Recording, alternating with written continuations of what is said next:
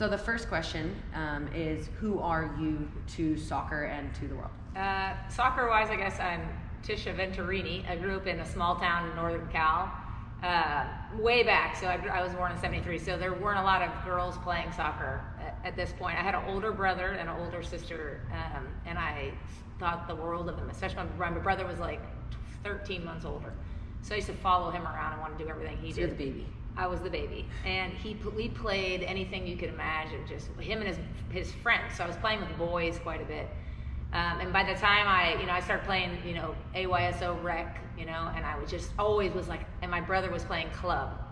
And I was like, God, I want to play club so bad. It's so awesome. That's all I want to do. So and there wasn't availability because there were no girls teams. So right now there's no girls playing club at this point. Yeah. So this is what, 83 probably? Or like 80, 81, 80. 81. Okay. So you're like 7, 8 years old. Yeah. So, and then so 83 was when I started. So I got a call from one of the club coaches. My parents got a call from a boys club team. It was like, hey, we noticed your kid's pretty good. Does she want to come try out? And my dad's kind of like the worrywart kind of guy. He's like, my mom was like, heck yeah. So I was like, heck yeah, I want to go. Like, take me right now. Is it now? And my mom was like, let's do it. And my dad's kind of like, I don't know. Like, so he didn't get any say in the fact of the matter. So I went and I played on that team for like 2 years. I was 10 and 11 maybe. And this was all boys. This is all boys. Like the whole league was boys. Yeah. And I had short hair, and so it was actually they thought I was a boy. Like my team knew I was a girl, obviously, but who I was playing against, no one ever said anything. No one knew, except for one time, like I did something, and one of my teammates was like, "Dude, a girl just like schooled you," and the kid got all like ticked off. And then that was about it. But otherwise, they didn't, which was fine with me. I'm like, I just want to play. I don't really care. Yeah. So I had a great experience. My parents were like, "Go play. We don't." I think it's great. It's a challenge, but great. And my teammates and all their parents were supportive. So I think from the get-go, I was like, dude, this is where I belong. Like, I can do whatever I want out here. So I started early playing with boys. And in the yard with my brother. And we played basketball, football, baseball. I mean, I played every sport you imagine. I played it, like, as a youth. Which like I think growing up, reaching up, even to this point, even when you started playing club soccer, you're playing everything. Oh, yeah. I played everything, through high school. Yeah. Which is not as easy now, but like whatever sport it was or season, I played it. And I still did soccer, like club soccer still kind of went, and I would go to my practice, and then I would go to soccer. Or during softball, I would be like, Coach, I'm gonna go run, and I would run like around the school because I needed to be fit. Make sure you're ready. Yeah. Right. So I think I was a little bit self-motivated in that way, like. I wanted to always be playing. I was outside. I was heading the ball against the garage. I was like kicking it in the house. Like I was that kid that was like any sport. Did anyone ever tell you to slow down? No. They didn't care. They didn't you were care. Supported in that. Yeah. They were just like, this is how this is me. Like school wasn't easy for me. I mean, I did it, but I didn't enjoy it, and it was hard. Like I had to really work hard. And so like for me, I couldn't wait for school to be over so I could go outside and just play. Yeah. And so things, got better for me, and I played in the ODP, which is still around, I believe, back in the day, and made like a regional team, NorCal state team, regional team. So I didn't know about these things. I was just playing and having fun, and people were like, "Oh, you're good. Let's move you here and move you here." And before I know it, I'm playing, on the U19 national team, first ever. Paper team, right? It was a paper team, so we didn't do anything. Like Julie Foudy was on there, Mia Hamm, Christine Lilly, and so. When you say paper team, that means they basically wrote the names down. Like, here's the team. Yes, yeah. Like, hey, here's the U19 team, but we didn't really do anything. And then all of a sudden, they're like, you're going to Bulgaria. We're gonna go to a tournament in Bulgaria. Like, I'm a senior in high school, and I'm like, all right, sweet, let's go. So I get to go on a trip, and my parents go, and Julie Foudy I get to meet, and Mia and Christine, and we go and we play against all these countries in Bulgaria, and we're really good. And I'm like, wow, I didn't know this was a possibility. Like I wasn't thinking about going to college or being on the national team growing up because it wasn't a thing, and there was no TV. We weren't on TV. So I just, which I kind of cherish because it was like I was playing and I was just giving it my all just because I wanted to, and I love the game. The little definition of the word play. Right, which is what we've lost at this point, because right now when these kids are 8 and 9, they're like, dude, we're gonna get your parents are thinking scholarships, they're thinking national team, they're thinking global superstar. I'm like, just let the kid play. right? It'll work itself out. Like if it's meant to be, it'll work out. Okay, so so great for me. So I got a full ride to North Carolina. At your senior year, when you went to Bulgaria, did you already know that's where you were going to go? I did not. So I waited till nowhere. No, I waited till I didn't want to go away from home because I was like a homebody, right? So I was looking at like Santa Clara and like Stanford and Cal, and I was trying to like stay near home. Yeah. And there was a lot of like UCLA didn't have a program. There were a lot of programs that weren't. USC did not have a program. So there was a lot of programs that weren't even. You were limited in your options. Yeah, but still, like I could have went anywhere I wanted. And then I went on a recruiting trip to North Carolina, and I was thinking, God, it's so far. I don't want to go here. And I fell in love with it. It was the coaching staff, the team. Because back then, I actually went. I was a senior. I was going to meet the players I was actually going to play with. Yeah, you were an 8th grader? Yeah, I wasn't an 8th grade going. I'd never been to the campus. I was there, and I met the kids, and I met the coaches, and I'm like, oh, dude, this is great. It was a great feel. And so I came home, and I waited till the last second to commit to go there, and that's where I went. And I had 4 years there of phenomenal soccer and a great education, and won 4 national championships. But back then it was like there was like 3 or 4 teams that were on the top, so there wasn't as much competition. Now it's wide open, which I think is awesome. Yeah, I mean, but you still see North Carolina performing at the top. They are. Yeah, they lost in the finals the last 2 years, so they're still always top 5 to 10 programs. That's really cool. The longevity of that. Oh yeah, I mean, when you have a coach like Anson Dorrance and just the culture of that team, that's what I really felt. It was like it was a team thing. It was like a bunch of superstars went there, but it was all about the team. There was no special treatment. There was no like, take it easy on this player. She's the prima donna. It was like, dude, we go in there and we grind and fight and work for each other, and we play the hardest teams. We had, and that was the highest level, though. Yeah, that's what you're aspiring. You're aspiring to win tomorrow's game. Right. And you're everybody aspiring to be the best. Right. And everybody's coming for you because you've won 15 years in a row. So everybody's like, you're getting their best shot. So like when I think back about that, I'm like, dude, that's pretty remarkable, because there's games every day that are played and the best team doesn't win, right? You just can't score, or whatever happens and you don't win. Soccer. You should win, but you don't. I'm like, how did we? So I tied 1 game and lost 1 game in 4 years at North Carolina. I had an opportunity to talk to another North Carolina athlete. We'll have to catch up about after. Okay. And I guess her thing is that she never lost a game in 4 years at North Carolina. That was what she. Amazing. Yeah. But for me, the legacy and what was built on the beginning, when you guys were talking about this is the highest level, this is it, winning this national championship, that's the best soccer women can play in. Yeah. Probably in the world at the time. Yeah, it was. Yeah, because when I was in college too, to start, there was no Olympics, right? So there was a national team, and so I started getting pulled in with the national team a little bit when I was a senior, maybe end of junior year, high school. I would come because they had camps. Like there was no league or residency, so there'd be a camp in Florida for 7 days, and then they'd fly everybody in, and you'd train, and then you'd all go away.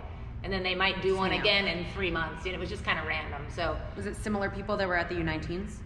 Yes, but then older people. It was the Michelle Akers, the April Heinrichs, like Brandy Chastain, like Carla Overbeck, like all of those people and old ladies at the time who were old ladies. Yeah. People that had been doing this. Yeah, so I was getting pulled in a little bit. Like my senior year, I had to leave because they were getting ready for a World Cup, and so I think almost every month I would go for a week and go to a training camp in different places, which to me was like, heck yeah, dude, I'm going. I mean, I wasn't going to make that team. I was kind of one of the younger ones, but they were working me in. So I got to go train for a week a month with these guys, which was phenomenal.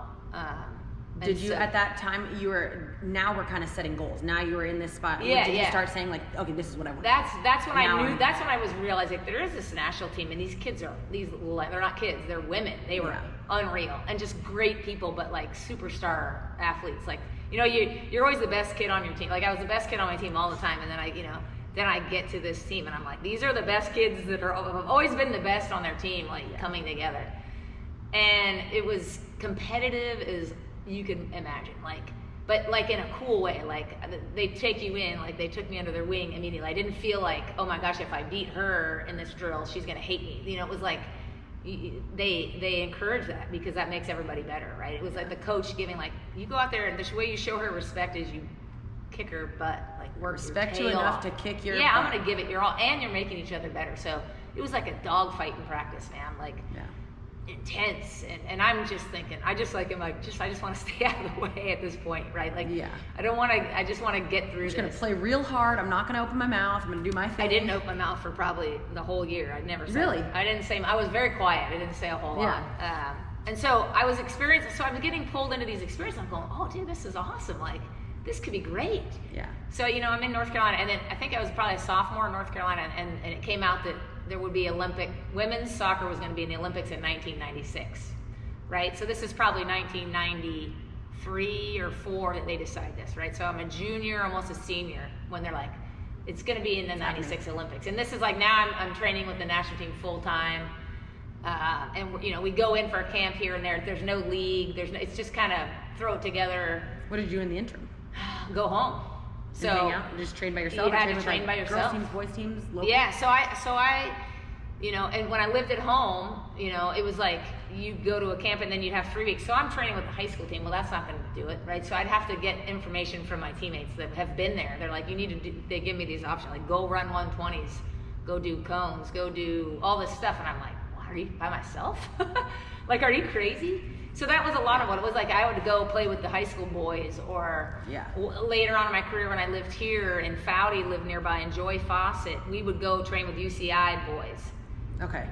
So it was like training with collegiate boys. Yeah. So you have to find a way to supplement. Like, you can't just sit at home and eat popcorn, man. It was like every day I was like, I would call Christine Lilly and be like, dude, what are you doing today? And she's crazy fit. Like, she was like the fittest person. So she would tell me her routine, and I'm like, dude, all right. And I would go do it by myself.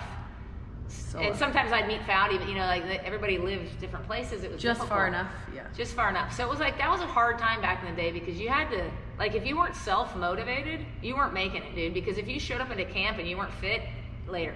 Were there people like that, like nameless people that we don't know maybe now? a couple, but most of the time, no. But if you did show up and you weren't fit, people like the captains of the team would be like, get her out of here.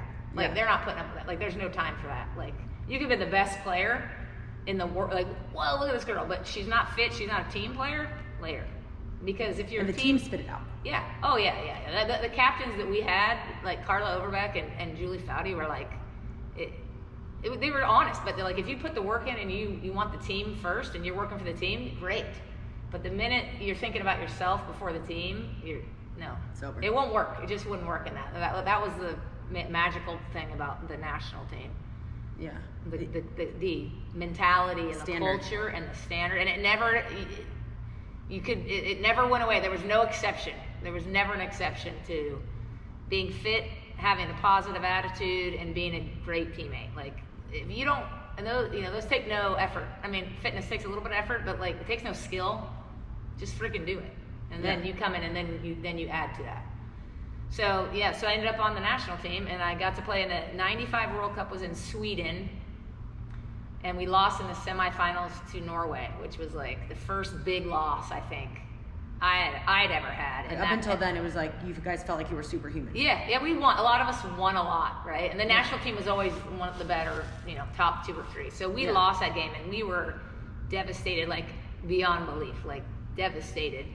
And so after Norway beat us, they did this like Norwegian like train thing where they get on their hands and knees and they hold the person's ankles in front of them, and they do this like train, and they like, we were all like on the ground just in like sobbing, and they trained like right around us. Just close enough to say they weren't bothering you. Oh man. And so we got a picture of that. And so thankfully that was 95. The Olympics were in Atlanta in 96. So we had a year, right? And we were going to have a residency where we were all moving to Florida. We were going to live and train for 6 months prior to that Olympics. So we get in, we all come in and we go into the there's a training center, there's a training room, and the deal. And the first thing you see is a picture of the Norwegian team. Somebody had blown it up and put it like right when you walked into the center. Were you ready to laugh yet, or were you still angry? No, no. We were like, that was like, that just lit a fire, dude. So every day we went in there, that was like our motivation. Because I think we had Michelle Akers on our team, who, if you're not familiar with her, she was just an unbelievable force, and she scored goals, and I think we kind of relied on her maybe too much. And she got injured she was injured all the time. Yeah. But she got badly injured and couldn't fully, play. And so I think, we didn't take it serious enough. We weren't ready. We weren't fit enough. So we use that as motivation in that maybe 6 a little months. complacent. Yeah, you do. If you're winning and winning and winning and winning, it's like you gotta figure out ways. And nothing had come before too. Like there was a national team and there was some success, but they hadn't done, World Cup, the Olympics, that kind of stuff. So it's like we're winning, and there's nobody above us. There's no pressure from above. We're setting the precedent, and that's sometimes the hardest thing. Like you see kids run by themselves, go out and run 120s. Well, if I'm not running next to you, I'm not going to push myself as hard, but that's not okay. Exactly. That's the thing. Like when I was doing these fitness things alone, it would have to be timed, right? Because I got to know what the standard is. You can't just go out and go, oh, I'll wing it, because you're not gonna. Because anytime you're by yourself, it's harder to push yourself. You're right. So you need somebody pushing you. Now this team is doing it almost by themselves. So we're now in residence. So we live in different parts. So I live with the first year I lived with Mia Hamm and Sarah Raffinelli, and we had like a little condo, and then Foudy and Julie Foudy and Karen Gabera, Carla Overbeck, Christine Lilly. They had a house. So we lived close by, but we were like, so you're tight. You're living with these people. And day in and day out, you're going to the training center and you're putting in the work. And I can remember Carla Overbeck, she's our captain. We were running 120s, and typically you do maybe 10 120s, and that's, death enough. Yeah, and you're already feeling like you're gonna die. And we get back in line, she's like, we're going again. And we're like, yeah! And we go again, and we get back. She's like, one more! And she's like, nobody else is training like this. Like, she's screaming this, like, nobody's putting in this work. Nobody cares like we do. And we run.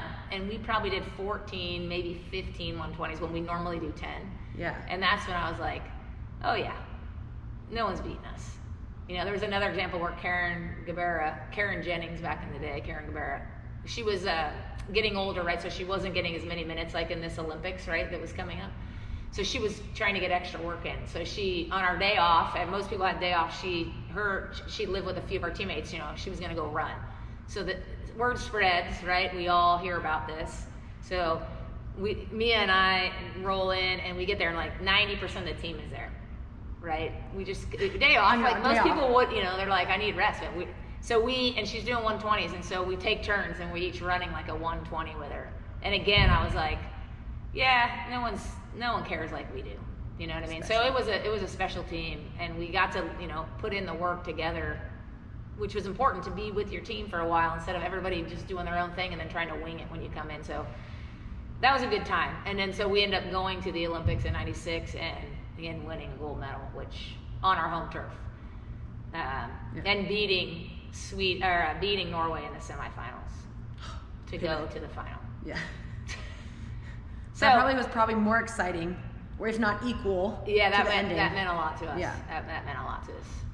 So I mean, I've had a good run. So I get to go to the Olympics and win a gold medal. Yeah. And then there's kind of a lull, right? So then there's 3 years without anything until the '99 World Cup. And so that's tough, because here I go. I was in college and playing, and then I go to the national team and I'm in residency, and then there's like, hey, what happens now? Like, it was rough. Like, I moved out here with my boyfriend, who's my now husband, and it was like, that's when I started having to train with Julie and Carla and Joy and those guys. It was like trying to figure out what to do with your life. It's that spring season that these players complain about. There's no games, there's no motivation, and they're only doing it for 3 months. You did it for 3 years. Oh, it was. I had the players come to me and say that, like, we don't have a game on the weekend. I don't want to train. Well, but then you're not gonna. Then you don't really love it. You know what I mean? Like, you figure out if you want to be great. Like, it's not easy. That's why there's so very few can do it. You know what I mean? It's like you have to have the mentality for it, and the drive, and then the discipline. I mean, sometimes it's not fun. Do you think I enjoy going out there? But I know it's making me better. But most importantly, like, I'm doing it for my team. Like, that's what means the most to me. And I think that's the culture and the attitude of the Carolina team and the national team was. Team above all. Like, I don't care if I get I'm not keeping stats on myself. I'm not trying to get player of the year. I don't care. I want to win the national championship, and I want to be a good teammate. Like, how can I do that? What does that mean for me? And it could mean sitting on the bench and cheering your heart out if you never play. It could mean just being that positive person that, you always have that friend or teammate that's like always positive, that you're like, God, thank God for her. Yeah. You know what I mean? Like there's different ways that you help a team, and it's not worrying just about yourself and getting pouty if you're not playing well, or you get on the bench and you don't, you know what I mean? That doesn't help your team. Yeah, but it's difficult. It's not easy to realize that you have put in everything, if you have put in everything, and then to maybe not get the minutes you think you deserve. True. It's difficult. It is difficult. And I think you have to be able to, you have to have that ability to like, okay, well, this is one game, I'm going to cheer him on, and then next game we'll move on. Yeah. Or whatever it may be. Yeah. That's And I got into that role in the '99 World Cup. By then, I became a reserve. So I had a rough 3 years. Like I got a little bit depressed, and I was having a hard time. I was living at home with my parents. I'm like, what am I doing? Yeah. Like I gotta, you know what I mean? So I had a rough period. So I ended up being more of a reserve in the '99, and that was hard for me because I'd been playing like all this time, and it is because you're working, you're putting it out there every day, and then to not get to be on the field, which kids today have to figure out. It's like. Just, am I doing all I can? Is my attitude good? Like, and then when you get to the national team, there's just so many great players. It's like, I was like, you know what? I'm happy to be here. Look who I'm surrounded by. I love these people. Like, how can I help? Yeah. So I was basically, Tony DeChico, who was our coach, he came to me and said, we need you on this team. You're you're a veteran at this point, and you're positive. You have a great attitude. You need to help these young players who are sitting alongside you keep that mentality, stay positive, and keep this, because when you go into a world championship or Olympics, if you're not all on the same page and putting your energy in a positive way, it just doesn't happen. Yeah. One little bad seed and it can bring the team down. So that was sort of my role, as like the bench motivator, like captain, the bench captain. I was like, hell yeah, and I took it on. And and we got minutes, but it was like, dude, you got to be ready, because someone goes down, you're in, and you got to be ready. Your moment's here, and if you're not ready, you blow it. That's right. So that's what you're training for. You're like, I might get 1 minute, I might get 10 minutes, I might get a half, but I'm sitting here and I'm prepared mentally and physically, and that's tough. And so that kind of became my role in the '99 World Cup, which again was on home soil.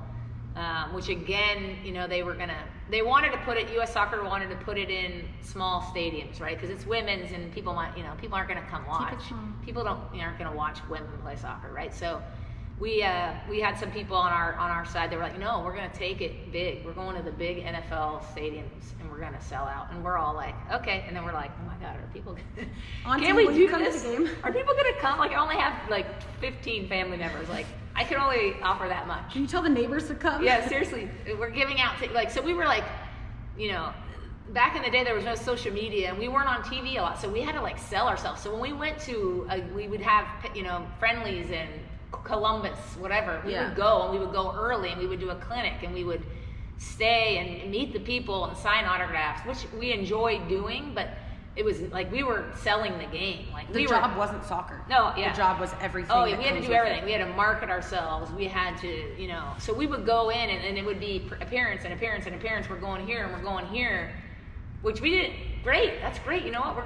If the people meet us and see us play, they're gonna come watch. Like that's the key. You got to get them to come, right? Yeah. So every game we played, in those years, like between the Olympics and the World Cup, it was like marketing. Like we got to go here. We got to show up. We'll go to kids' practices. We'll do clinics. We'll do question and answer, whatever it is. And we were all over the country doing that. And getting fans. And that first game was in New York in the Giant Stadium. And we're on the bus and we're like rolling in. We have and all of a sudden now we got like police escorts and all this stuff. And we're like, why do we need a police escort? These are all my family members. Yeah, exactly. Like, so we're on this bus and we're going, and all of a sudden we come to a complete stop on the freeway, and there's traffic like you would not believe. And we're starting to go, oh my God, we're gonna be late. Like, we start to panic, and then we start looking around, and it's kids in these cars with USA shirts and Mia's jersey, and we're like, oh my God, they're going to our game. This is crazy, dude. So our police guy goes over into the shoulder, and we just fire down the shoulder past all these cars. And kids are hanging out the windows, and there's USA flag, and we're like, oh my God, they're going to our game. It's because we're thinking, Jesus, is anybody going to show up? We really don't know at this point. Yeah. And we roll in there, sell out, right? This place is rocking. And the greatest part is it's like families, right? It's little girls, little boys, parents. It's like red, white, and blue everywhere you look. And that was the beginning of that World Cup, which just grew into this crazy monster. Yeah. Everyone ride. had FOMO. Everyone saw that on TV, and more people wanted to go, and more people. You saw pictures of that. Yeah, our practices, we were getting thousands of people to our practices. Yeah. Like you walked, like people knew, and still at this point, there's still no social media. Yeah. It's like, not even really internet. I don't even think we had a phone that was on the bus. Yeah, I don't think we had texting and all that actually at this point. It No, was I was 9 years old. I remember it. Okay, great. I lived Thanks in for San bringing Diego. that. Thanks for bringing that. I was 9. I lived in San so- Diego, and you guys trained at Chula Vista Yeah. for Oh, we leading used up to to go something. there quite a bit. Yeah, we And have. so my dad took me out there, and it was when I just started playing club. So I'm the exact opposite end of the spectrum, where you So had you were one of never those seen any of little this. girls. Yeah. But I got to see it all. Yeah. I got to see everything, and see everything that was up there while I'm sitting down here. You know. Yeah. It was cool. Yeah. Yeah. I won't say. Maybe I was like 15 at the time. Yeah, that's okay. No, I was 9, and then, Yeah. I mean, it was insane for me to. I had just started, and my neighbors were soccer people, and I didn't know soccer. Like, Yeah. I played like some AYSO or whatever, Right. same thing. And then the AYSO people were like, maybe she could do this. And I had just started competitive soccer, and then to see what it was Yeah. and how much it changed from when you started is Yeah. insane. Oh, and it still has ways to go. Like it was. I mean, the beginning of our. We were basically, we'd give us like $10 a day for like lunch or something on the road, and we had like all middle seats in the airplanes and in the smoking section back in the day, right? So like literally, we would have every middle seat in this airplane because it was the cheapest seat.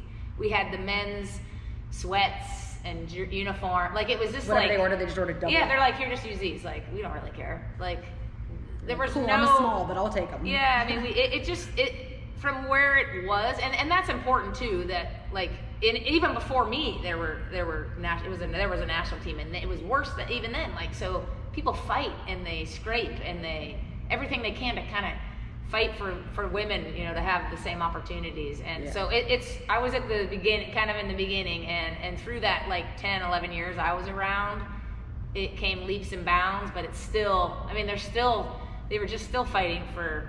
Well, they still are fighting for equal pay. Just to be paid the same as the guys. Right. So it's getting there, but it was a heck of a lot different. And it's neat because the girls today on the national team, you know, they always say back, and we appreciate what came before us, and you got to keep that in mind. Like there were people before us that worked and cared and did all this didn't reap the benefits, and now that we are reaping, right? And that's what they're doing for the next generation, right? Yeah, so they're legacy. fighting and trying to get rights and get paid and all of the stuff that they earn and deserve. If you're the best in the world at something, I mean, any other person that's the best in the world at something, you know, let's treat them right? So they're still fighting for that next generation, the next 9-year-old that's coming along. So it's been a process, but we've had great leadership. You know, Julie Foudy, Carla Overbeck, Michelle Akers was in there, and then you have like Becky Sauerbrunn and Carly Lloyd and Alex Morgan and players like that are still fighting that fight.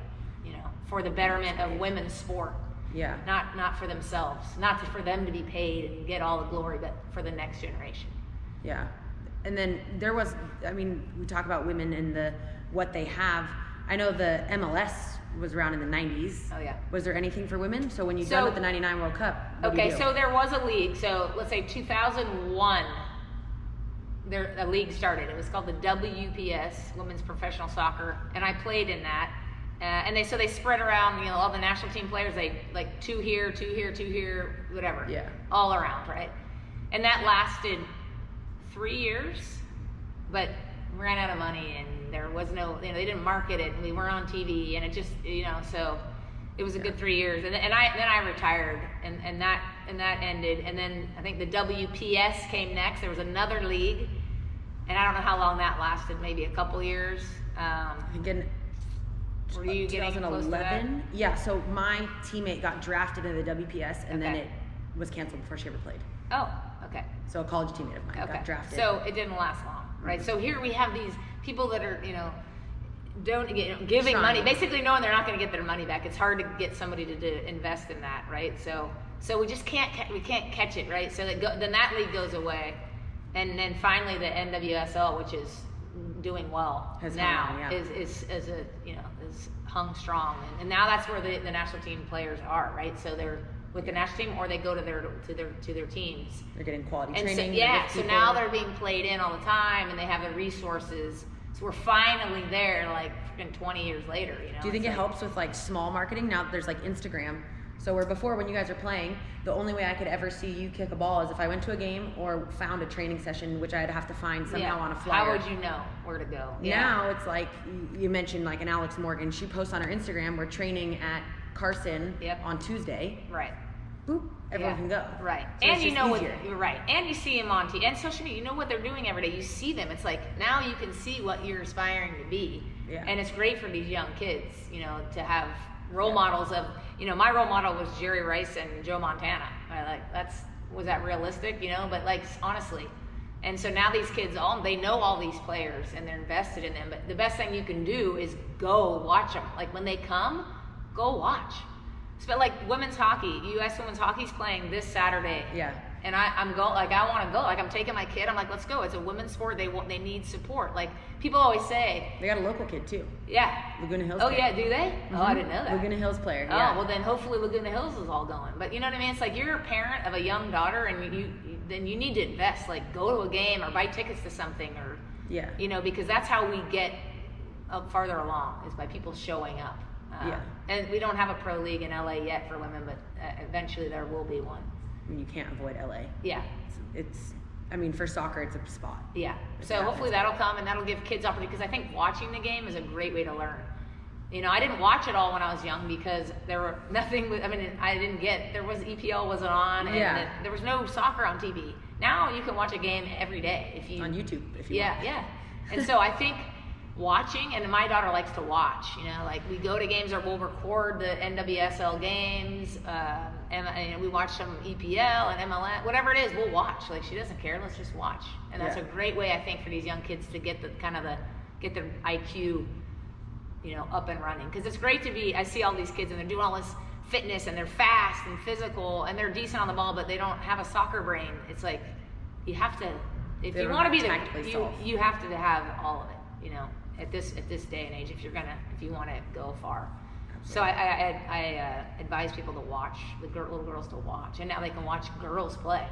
Yeah, and one of the things that we do, because here we do a lot of physical training, right? Yeah. So watching the game is recovery for your body as well. Right. So you're learning and you're doing stuff, but it's okay to take a day off and watch soccer. Right. You don't have to be on the ball. And now the next day you go back and train, you can probably train with better intensity because your body's repaired a little bit because you sat and cheered. Right. Instead of... Yeah, it's like you can overtrain. Correct. I don't think people understand that. So, but we say like that's a way where your day off, maybe we're not all, you know, U.S. national team members that go train on our day off. Maybe on the day off, but you can train. Yeah. You can watch a game. Mentally. You can sit. Yeah. And that gets you get just as much out of that. If you learn how to watch a game properly, you can get a lot out of that. Yeah. So you transitioning from college, then national team, and then you played in the league that didn't last long. Yeah. So then I'm living. Well, I moved to Newport Beach like in '98. Good move. Yeah. Right. It was like I could live anywhere really because I was playing on the national team, and it was like. Julie Fowler was like, dude, just move to Southern Cal. What are you thinking? I'm like, sure. And so my boyfriend at the time had a job opportunity out here. So we picked up and moved. But I moved here and then I was like never there because then I played for San Jose, Northern Cal for pro. So I had a house here, but I wasn't here much. So when that league ended, I moved here and lived. And I didn't know what to do because I never had my own place and I'm like, what am I going to do? I don't have a job. Right? I just finished playing. Yeah. Were you still running sprints? Yeah, I still run that hill, Superior. No, I still work out you think, people are like, what are you training for? I'm like, that's just what I am, don't ask. I'm not really training for that, that's my mentality. Once you have that, and you have that, it's I want it. If I'm going to work out, dude, I'm going after it. Absolutely. Yeah, and I still do that. And that's always been part of me, and that's and same with all my national team teammates. Whenever we get together, it's hey, let's go for a jog, and it ends up being a friggin' race down the beach. It's hard to take it easy. But I got married during the time I was playing in the league, and I was I'm a family person. I want to have kids, and it's I'm 30 years old, so so I had a couple kids. 2 months. Yeah, we had a couple kids in a short period of time, and now I'm a parent. And that's wow. I was whoa, that's which one was easier, training? Yeah. Or raising, how many do you have? Well, I have 2. right now there's a 15 and a 13, so I would say training way easier than At babies or at teenagers? Because they're teenagers. Teenagers, dude. Babies are easy. Yeah. Oh yeah. So I had kids, and I was still trained. Like I would go down and train kids. Like I was connected to some people. People knew who I was, and so they would ask me to come and train their team or whatever. So here and there, I would go a couple times a week. I would go and train kids, which I love because it was like I love the game. I want to be around it. Yeah. But I didn't have time to be a coach. Like for sure, like a club coach, I still can't do because the hours are. Yeah, every evening and every weekend. weekend. It's like that's not doable. So I was doing like personal training kids, and I would go do some teams here and there, and eventually, then years are going by, and I'm coaching the AYSO teams, which I think is awesome. It's so much fun, just to get them out there and at this point I'm like I've seen it all. Like your dad's yelling at yeah. you. You don't even know what you're doing. You're like. Okay, we'll just leave it. But people take it so serious. I'm like, and I took it very serious my whole life, but now I'm on the other side of it, and I'm like, it's supposed to be fun. Like, I remember when I played, it was fun. Like, my parents were like, go have fun, and they didn't care. They didn't know anything about soccer, or they didn't care if I scored, or they just wanted me to go get exercise and have fun. Yeah, get out of the house. So that's what my goal was for these kids. Although my practices were structured, I mean, I had stuff going on, so they were busy and they were doing ball stuff. And then I'd see, the guy over here would have one line of 10 kids just kicking the ball into the net, I'm like, okay. So I tried to help out. Like I had buddies that were coaching the other teams, and so we would get together and I'd train both teams and kind of show him, like, hey, do this. Like, there's no reason they can't be on the ball the whole time. Like, have them do everything with the ball and get as much touches as they can, and then scrimmage so there's nobody standing around. They're like, oh, because at this point, like, nobody really knows soccer, like, in this country, right? Like, the essence of soccer. Right, and like, so these are all these dads, and it's AYSO, so you need volunteers, right? So all the dads volunteering are like, they don't have a clue. They played baseball or football, right? Yeah. And so they're doing those kind of drills. I'm like, no, dude, they need to be on the ball, and they need to be busy, because otherwise you're going to lose them. And you only have to be out here for like 45 minutes, maybe an hour. Yeah. And so I started kind of like the guy, whoever's playing over on that side, I'd be like, let's go. And then we would do it together. And so I met, some of these guys are my friends or became my friends because I'm like, this is what you need to do. Like because they didn't know. Yeah. So I was kind of like local, like, helping out with the coaching and stuff, which was great. And so I'm away from it now. Like I'm on a different side of the coin. But you feel the same intensity, it sounds like. You feel the intensity in terms of the enjoyment. The enjoyment is never in a slow pace. It sounds like for you, your enjoyment is always a million miles per hour. Yeah. And then the intensity in I hesitate to say winning because nobody ever wants to stop winning. So that transition from playing to coaching. Yeah. And you don't even coach to the extent of like you didn't take on national teams. I know a lot of your teammates have taken on. I'm teaching 4-year-olds like which was a great lesson for me because at the very beginning it was frustrating because I'm not used to that. I'm used to like, here, do this. Let's go. Yeah, and then why aren't you working hard? Like, you know what I mean? Then it took me. I need a Gatorade. Yeah, most of them were interested in the snack mostly, and one girl didn't let go of her mom's leg like the whole season, and so it took me like a couple of practices, and I was like, dude, get it. Like, this is gonna be fun. Like, if you can get them, like my goal was like, I want them to want to come, right? So like, I want them all to show up to practice and like be excited about it. So we were doing silly games, but I always had like an ulterior motive. Like it was, they were running around and moving and they were touching the ball. Like those were always my two things. If I made it to a silly game, great. Because then it made it exciting for them. But we were still like I wanted them to learn the game and love the game at an early age. And so that was my goal. And the one kid that hugged the leg, could I get her to, by mid-season she was coming out and playing. You know what I mean? So like small baby steps. But that's the mentality, like, for these kids. It's like, you want them to enjoy it first, or they're just not going to come. Like, or it won't last. Yeah. If your parent is shoving them out onto the field, that's not, it's not great to keep doing that. So I was like, let's just have fun.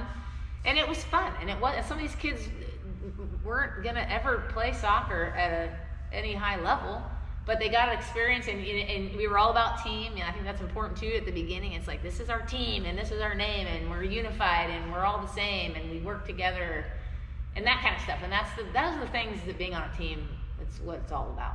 Yes. Right? Is building, right? Being there, being reliable, and being dependable, and being confident You know, it gives these kids confidence to go out there and do this stuff. Social skills. That's what we say a lot of it too, is learning how to. One of the things we like to do in here is we like to have them work together. So like you have to high five when you leave. You have to acknowledge that there's other people in the room. Right. This people soccer you don't isn't know. yours. Yeah. Because when they come here, lots of times they don't know anybody, so they're always like, but yeah, there's not your team. They might be a different club, but you know what? We're just all here to learn and get better. You do your best, they'll do their best. At the end, we high five, we zip out, we're good. Well, when you're in here, you're a team. Yeah. Right. So that's So that's a big concept. So I did that. I was coaching a little bit for a while, and after a while, like Mia Hamm and those guys still played, and Christine Lilly, they played for a little more, like another 5 years, maybe longer. And so finally, when they were done, it was like, we didn't see each other at all, right? Because it's like now everybody's that I know they all live wherever, and they're having kids, and it was like, dude, this is, because we're like sisters, right? You grow up with these people. Yeah. So we were like, dude, we got to do something, so we started camp. Let's do some camps or clinics, right? So we meet, and we're in Tennessee, where one of our teammates, or college teammates who played for Canada on the national team, Angela Kelly, she was the University of Tennessee head soccer coach. And so she was having her season. So we all flew to Tennessee, and Pat Summit happened to be one of her dear friends. Wow. She was her mentor. Networking. Yeah, right? So we got to hang out with Pat Summit, who, if you don't know who that is, Google it in YouTube, she's the most phenomenal lady and basketball coach that ever lived. There's multiple books written about her, and I think she wrote one as well. Oh yeah. So we go there, and so we set up a meeting, and Pat's there, and the four of us, and we're just kind of like throwing ideas around, and Pat's like, you guys you have so much to offer, you love the game, just you got to do something, like make it happen, like right now, like let's figure out what we're doing, and it needs to happen, because you're wasting your time, and you could be out there spreading this game and your joy and your knowledge for little girls mostly, like around like you're doing a disservice if you don't do something. Yeah. And we're like, yeah, Pat, and so we have like a paper and a pen, and or a napkin, and we're scribbling down stuff, and so we're like trying to think of a name. And Christine and I were like, well, the Mia Hamm soccer camp, right? Who's not going to want to go to that? Like, sold. Of course, Mia, who's the ultimate team player, never wanted it to be about herself. Is like, no, heck no, guys.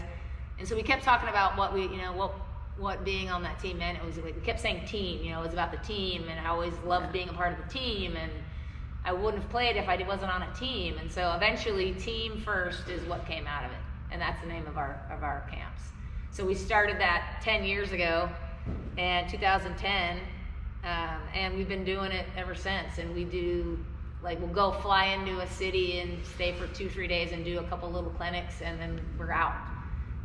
And it's been awesome because, one, we get to spend time together, and two, we get to teach the game that we love. Like, and you probably feel that energy just because you guys all get to hang out again. Yeah, the kids probably feel that. That's what I mean, And then we formulated like a little staff around us. They're a little younger than we are because we're getting up there. So, but we all have that drive and that mentality and the love of the game and the joy of the game and the team mentality, and it's fun.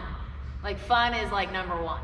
Yeah. So when we go into these cities, we roll in. There's like 12 of us, and we put on a clinic, and we try to make, because there's so much seriousness about our game right now. Just like parents, you gotta play, and you gotta be the best, and you're gonna get a scholarship. It's like when you come here, and we tell the parents when we come, we're like, drop the kid off and go have coffee. Like Mia Hamm says, we will take care of them. Like, this is your time to get away, and this is their time to just have fun. They're fenced in. They're not running away. No, we got it. We're not evaluating them, right? We don't, we're going to make mistakes because we're doing stuff. We're like, if you're not making mistakes, then you're not working hard enough, right? Like, make mistakes. You make them all the time. And we demo stuff, and we're falling down, and we're making mistakes, and then we laugh. And it's like, so we have a good thing going, and we jump around the country, and we're trying to share, our love of the game and our knowledge, because we've had great experience. And then we get to spend some quality time together, which means a lot to us. But I think fun is key. I mean, that's the first thing what we talk about. Yeah. Fun and not taking yourself so seriously. Yeah, seriously. And then it feeds into more fun. Once you're having fun, it feeds into fun, and then when you're competing, all of a sudden now you're playing at a high level, and that's what is fun. Right. I used to do some other stuff with soccer as well, and one of my mentors, he always says, serious fun. Yeah. That's what we're here for. We're here Yeah. for serious fun. And that's a great way to put it, because like when we were training the national team, don't get me wrong, it wasn't like we were like ha ha ha the whole time. I mean, we were playing a game. It was like World Cup final, a pickup game we were having in our own practice.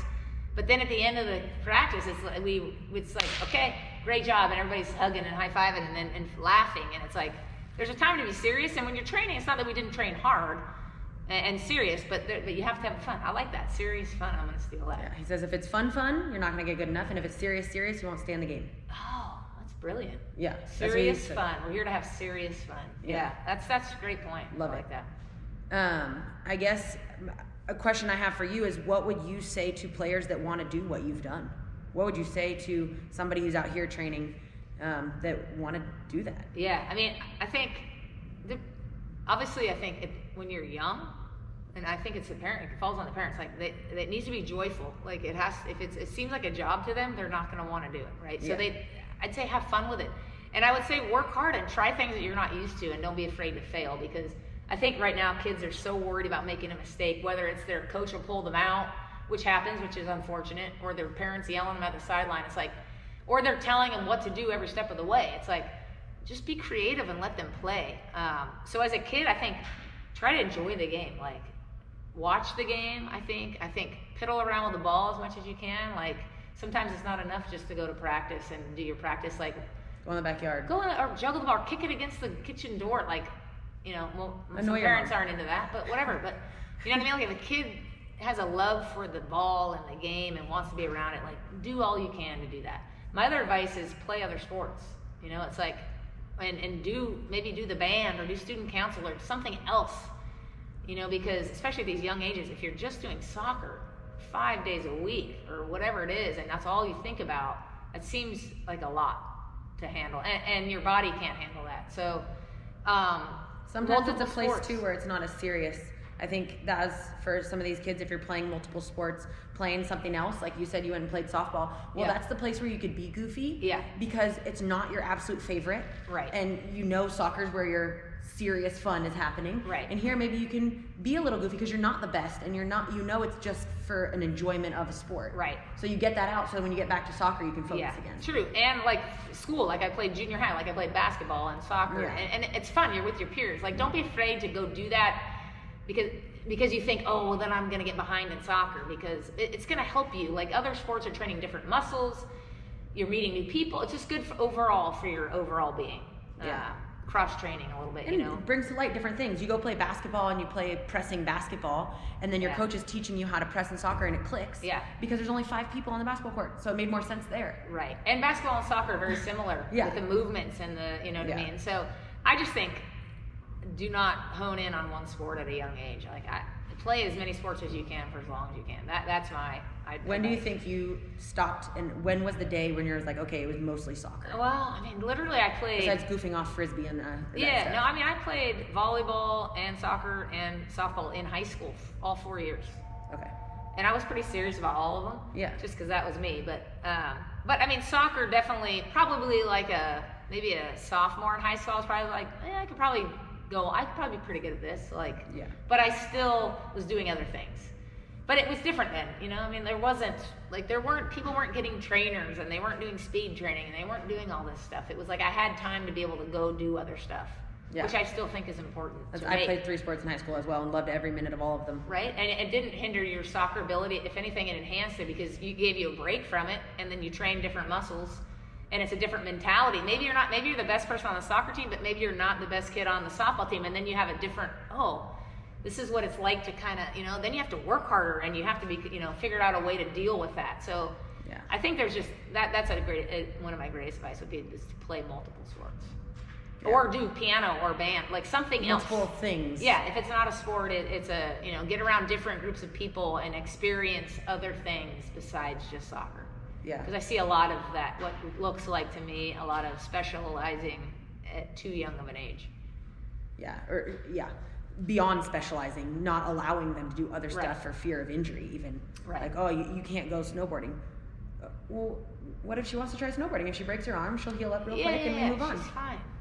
Let experience things. Yeah, absolutely. And they make you better athletes. I did gymnastics, I did dance, I did skiing. balance, you know, it teaches you balance and body You're a much better athlete than me. My mom took me to dance, I cried. Oh, no, I mean, I did it for a couple of years. Tap dancing. My mom took me to ballet, and I was like, oh yeah, no, I did that too. I don't think I was very good at it, but I did try. But like, you know what I mean? Like skiing is definitely, started skiing when I was like 4 years old. I think just like balance and like body awareness and how your body works. Softball, how to take a ball is the same as timing a header. Like there's so many girls that the ball comes and they run forward and it goes over their head. I'm like, they didn't play softball. It's the softball, you know, curse. So, you know, there's, same with volleyball, going up to time your hit. Okay, you don't think that helps you time a header? I mean, absolutely, it's all related. So that's my best advice would be, you know, don't take yourself too serious. Play multiple sports and have fun with it. But and when you're training, train and work hard. Like when you cross the line, let's find goof, come in here for the hour. It's 1 hour of your life. Bust it, man. See how push yourself because you can go so much further than you think you can. Absolutely. When it is time to go, it's time to go. It's time to go. Yeah, absolutely. So I think that advice would be for parents as well. But do you have anything for other parents of soccer players? Because I think that's a huge role in your life now as well. Oh yeah. Being a parent of soccer players. Oh yeah. I can barely, when I go to a game of any kind, I stand way down at the end like by myself because with your earbuds in? Yeah, because I'm like, is this guy for real? Like gonna make it worse. That's what FIFA's for. Go do that. That's what the video games. You can go scream at your TV, let your daughter play, let your son play. It's about them having experience, right? Especially when they're young. They're 8, 6, 7, 8, 9. It's like just get them involved with the game. See if they like it. Yeah. You know, let them try things and let them fail because that's part of it. If they fail and nobody's screaming at them and they don't get yanked out of the game, they're gonna go, oh, that's okay, and then they're gonna move on. But if they're doing stuff and they screw something up and they don't hit a shot and you're yelling at them from the side, what do you think? Do you think they want to shoot it again? They don't even want to be on the field. So, I mean, it's hard because people get excited about it. And most of these people don't know a lot about the game. So they have a coach. Usually when you're on a team, you have a coach, right? So let the coach and let the kids just play. And your job is to be their parent and be supportive of them. So when they come off the field, instead of saying, hey, why didn't you do that? Or I saw you kick that out of bounds. Why don't you say, hey, did you have fun? Like, how'd it go? Good job. Did you work hard? Like, the only time I ever kind of get on my kids if they weren't working hard or they weren't a good teammate. You know, if they weren't a good teammate to somebody, I'll call them out. Yeah, they get a bad pass and they're like looking at their friend like, what's that? Or give me work for it. If I was there, you would be pulled off the field immediately. Yeah. Okay, so that's not something I stand for. And if they're just not giving it their all, then why are you here? Let's just go home. Exactly. Yeah. But other than that, let them play. What would you say though to a parent, because there's there's parents maybe that are yelling and screaming and their kid has shown some promise. Like there's some kids out there that are very talented. There's lots. And those parents are like, well, if I don't say something or do something, they'll be lazy and they'll fall by the wayside. Okay, then they're not going to make it. If they need you yelling at them every second, they're not making it. They're not going to make it. They're going to get to college and the coach is going to be like, and they're waiting to look over you at the sideline. I don't think you're going to college with them. That they have to learn how to self-motivate and figure out how to play without you saying, hey, I'll give you $5 for every goal you score, or hey, I'll get you, if you guys win, I'm getting you the iPhone 11. Whatever stupid bet you're gonna make them. Yeah. Like outside stuff to try to motivate them. That's not. What good is that doing? That's doing opposite. So there's plenty of kids with great promise, right? They're in here every night. I go, dude, that kid is gifted, but. It depends on you. You're a big factor in it, being their parent. Like, how are you managing it? Or do they have free time? Can they have 3 hours a day where they could go ride their bike or go over to their friend's house or watch a movie? Yeah, read a book. Do they want to go play? Like, you know, because I was like early on, I was like, hey, Sadie, do you want to go out and let's train, right? And then so we'd go a couple times, and I could tell she wasn't super. Because I'm kind of a perfectionist, right? So if she's not giving me her all, then I get mad, and it was just never good. That's me and my younger sister. She's 5 years younger than me. At some point, she was like, "I don't ever want to play with you." Yeah. I was like, "Fine." Okay. So I tried a little bit, and I was like, God, I could give her so much, but she's not ready. Like that's not how she's gonna get it. Like it's not gonna work this way. So I backed off, and I didn't do anything. Do I think she can be great? Yeah, but if she doesn't want to, she's not showing it. So then I started bringing her to TouchNGo. And she was like, this is awesome. Like, she was 12. Like, this is 12, and I'm starting to maybe, like, try to get her some, And she loved it. And now she's asking, like, hey, if her soccer gets canceled or she doesn't have enough soccer, she's like, hey, can we go to TouchNGo? Like, she's asking me to come. And now you're like, okay, now she's ready. Now she's ready. Now she's ready. Like, if I would have done this 2-3 years ago, she's probably not going to be receptive to it, and she would have backed off. So I think it's tricky as a parent. And some kids are gung-ho, like, I want to go every day. I want to go, and they're motivated. Great. And help them along. But the negativity and the putting them in extra training and speed training and Pilates and weightlifting, I just, as a young kid, I mean, that's not necessary, and I think it's detrimental. Yeah, you start eating into their sleeping. Yeah, and you start eating into their time where they need to be relaxed or whatever. Recovered. They're young and they're growing. You know, school. So I have a hard time listening to people, so I don't sit on the side, because I was like, I'm going to take my video camera and I'm going to video these people, and I'm going to make a documentary so people can see how crazy they are. Yeah. Have you seen that one on Netflix they did with the football? Yes. It's like the Pee Wee football in Texas. I did. That's why I was like, oh my God. And there was a golfer, but they did a show where there was a golf dad and there was a basketball dad. Yeah, I think it's that same one. Just the football one freaked me out because he was like cursing at his 5-year-old. I was like, yeah. And they're taking their kid out, doing this training, and they're yelling and screaming out. And it does not encourage your child to work hard for you or to want to play the game. So my advice is, like, take them to soccer and get out of there. Leave. Even in here, and you can say, but you don't need to watch every single second, and ask them about every error they made. Yeah. And why didn't you do this? And you can be better, and why is that kid better than you?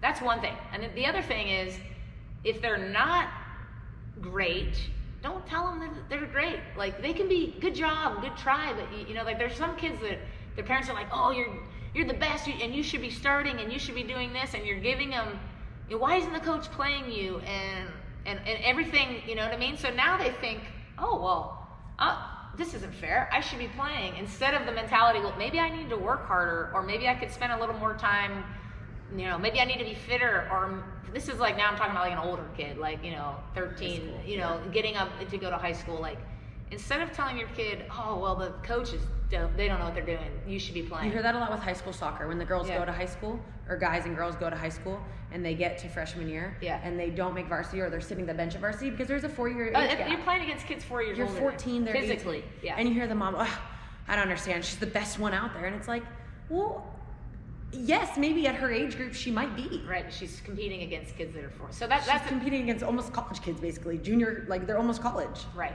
So you're then you're giving that kid an excuse, like, well, the coach doesn't know what they're doing. You're the best, you should be playing. I went through it with Sadie, where she was on a team and she was small, right? So when you're young and you're small, you kind of get pushed around because there's a lot of big kids. She's a late bloomer. And so she wasn't, she was getting a lot of time. And instead of me going to the coach and being like, dude, what are you doing? Like, I never said a word to the coach, and I just kept telling her, like, well, like, let's go, you want to go, well, let's, I was showing her how to, like, use her body, and, like, trying to give her, like, tips, but I never said, I think you should be playing. I'm like, you just keep working, it'll come. Like, keep working. Like, if you want me to help you, I will.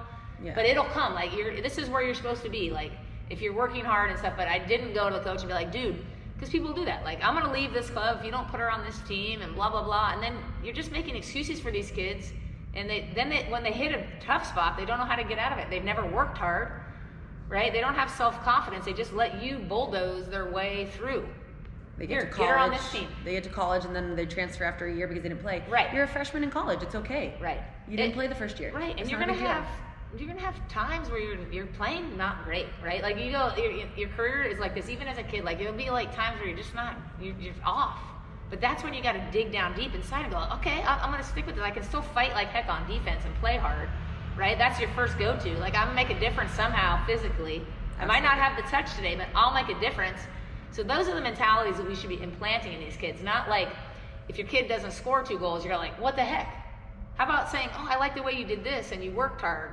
Those are the things that you need to pull out of them so that they have that in their back pocket. They have tools, yeah. So I can go, you know what, I'm fit, I work hard. No matter what, I'm going to bring something to the team. Yeah. You got these kids that they want to score. Like, if I don't score, then I didn't do well. And then they put their head down and they pout. And their parents are like, well, you're still the best, and what's wrong with the coach? It's and they blame it on the refs. They're yelling at the refs. Then that shows the kid. My favorite. Yeah. Then that shows the kid that you don't respect the refs. So why should they? And it's the ref's fault. So just how about taking ownership and look into yourself as a parent, be like, how can I help my child and help them, gain some confidence within themselves and figure out, like, maybe I need to work harder. Maybe I'm not the best. Yeah. Because they're not all the best. Yeah, and I think we hear and see from those parents, the obnoxious ones, the loud ones. You see and hear from them because they are loud. Yeah. But there are so many great parents that do just sit on the ground, like sit on their chair and they're quiet. And I think for parents, as a coach, I would like them to look left and right. Yeah. And if everyone else is sitting and enjoying the game, yeah, take a cue. I think that would be key. Right. Because you see these parents, and sometimes it's one or two parents patrolling the whole sideline. Yeah. And everybody else is sitting and enjoying the game. Trying to enjoy. Attempting. That parent that is yelling and screaming is making the experience bad for everyone. Yes. Yeah, that's what I'm getting at. Now you're ruining it for all the other parents that really are just sitting there and observing. Right, because there are some that are there just for the enjoyment and have their kid play with their teammates, And that's what it's a game. It is. It's a game. Yeah. It's not. And we're lucky to be in this place. My college coach always said to me, "You're so lucky to be a soccer player today." But he would say that every day. Yeah. Because every day it's better. Yeah. And to be a soccer player today, it's better than it was yesterday. Yeah. And what the women have been fighting for with the national team and the equal pay, and to be a woman playing soccer today, it's even better than it was yesterday. That's awesome. So every day that you say it, it's true. It's better today. It is. And I think that opportunity, these parents have to see that if you have a son or daughter that's playing, it is better today than it was yesterday. And they're better. They have gotten better. Even if the training session feels like, oh, I didn't try hard. They touched the ball. They learned something. Maybe today, what did we get out of that session? Maybe we learned we shouldn't train 4 days in a row. Yeah. Maybe we learned that. That's okay.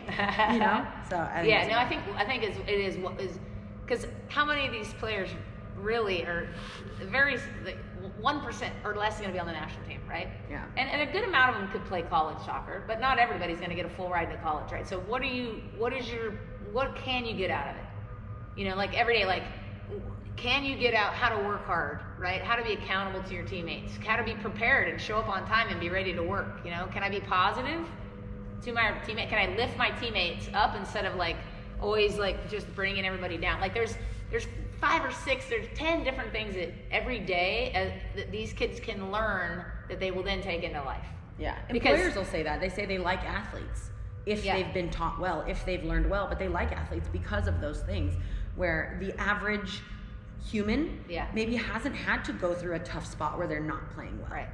And that's what athletics can do. That's what being in here and you trip 3 times and your knee is bloody and you're frustrated with your training is going to be like that in work. You're going to be 35 and you're going to be doing your job and you're going to be frustrated. Right. And you have to figure out a way to. Exactly. And I think kids today, they don't deal with adversity well because their parents don't let them get to that point, or their parents bail them out of that. Fair. So I have a lot of friends that coach college, and they're like, these kids show up and they don't know how to work hard. They don't know how to work hard, and if something goes wrong, they don't know how to deal with it. Like they don't know how to deal with adversity. It's like the world has ended. So another thing you can do for your kid is let the adversity come, let the hard things happen to them, and let them try to figure it out instead of mowing in there and paving the way. So, my sweet Susie never has to deal with a bad day. The full circle, we come back to those multiple sports, there's a conflict. Yeah. I always tell parents, I said, let the kid make the choice. Yeah. Let them pick. And if they pick softball that day, fine. Yeah. But they let them struggle, because you see the kids that cry, it's emotional, it's difficult to pick. Like, I have 2 games that are conflicting, what do I do? That's such a little thing that I think parents can let their kids grow through that. Let them pick and let them deal with the consequences of maybe missing something. Right. And the joy of being at something else. Yeah. Yeah, that's fair. I mean, there's a lot. I mean, the bottom line is that our kids are like healthy and happy and having fun. Like if you can try to come in with that mindset, like maybe we need to put a banner up. Actually, we could put some kind of banner that says, like, just, it's a game, let's enjoy it, like have fun. Like what we say at our camps and when we do like the big group camps out in the field, Candace is one of the players who started the facility. Candace, her favorite thing is just play free. Just play free. And that's what I love about the pickup that you're gonna do here, because they're not being judged. It's like we've lost that. Like we used to go play pickup like when we were kids. Like I would be in the backyard with my brother and his friends and we'd be playing. any sport, but like free, and that's when you learn and try new stuff. That's how I lost my 2 front teeth. And you get creative, right? Yeah. Because you're like, but when you go to practice and it's very structured and you're working on a certain thing, and the coach is like, play it here, play it wide, do this, then you become like a robot. So we don't have as many creative players as we do like big, strong, fast ones that, you know, that can just run. Yeah. Like, where is that Rose Lavelle that like can tinker with the ball and has the brain to be like, oh, I'm gonna bring it over here so I can slip it in here. You know what I mean? Like, so I think pickup is awesome. With like nobody's evaluating. If you mess up, they're not gonna yank you out. Like, so that's the big question. Are you gonna come play with us on Sunday? We have adults. Over 30. Over 30. Is there an over 40? I'm not over 30 yet, and I play in the over 30. Okay. I got like 2 months before I hit the 30, so I play. Yeah, I like to play. I mean, once you're a player, you're always a player. I mean, my body can't do what my mind wants it to, but I still love to play. So yeah. Just had that conversation with my college coach. I was explaining that exact thing where I'm like, I don't want to play WPSL as like the secondary league-ish thing. Yeah. And I've been asked to play so many times, and I'm like, I have this vision of who I am as a player, and it's not there. Yeah, I don't think then you can't. I'm just different. I'm not the same as me at 25. Right, which is wait till you're 40. What am I, 6? Anyway, so I think this is great. Like I love this because it's you come in here with a bunch of random kids from all over, different boys, and I like that there's boys and girls mixed together. That's huge for me, and different ages because you're not. You know, I love it when we do a camp and then the mom comes right up and goes, "Can we move her up? Like we need to move her up." And I go, you know, I said we'll challenge her and we'll move her, but sometimes it's good to be like one of the top like one of the better players, because then you learn how to be a leader, you know, and all these players are looking at you. Can you make these kids better? You know, or if you're the youngest one, then you got to learn to fight and you got to play faster because these kids are bigger and faster. Hey. Good night, everybody. Sheesh.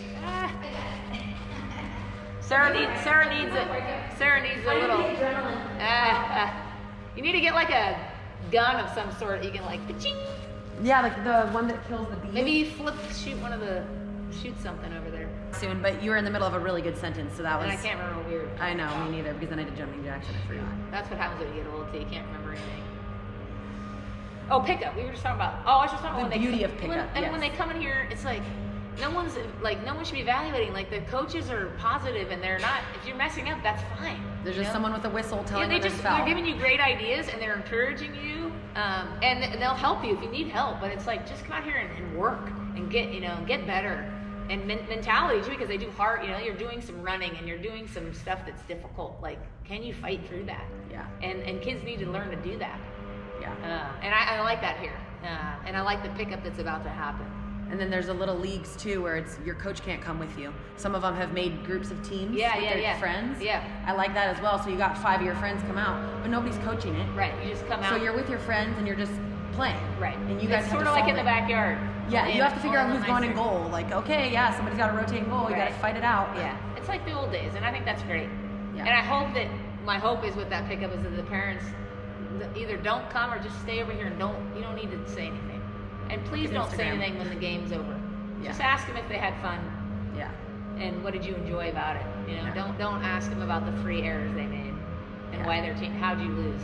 And why didn't you score? Yeah. Don't ask them. Questions. We good? Yeah. I mean, we went way. I think we talked way too much. Yeah. It's fast. That's okay. You can like edit it out. Yeah. No, and I will. I'll play with it. We can meet again and do other stuff. I have to edit the light switches too. Yeah, that's the best part. The blackout.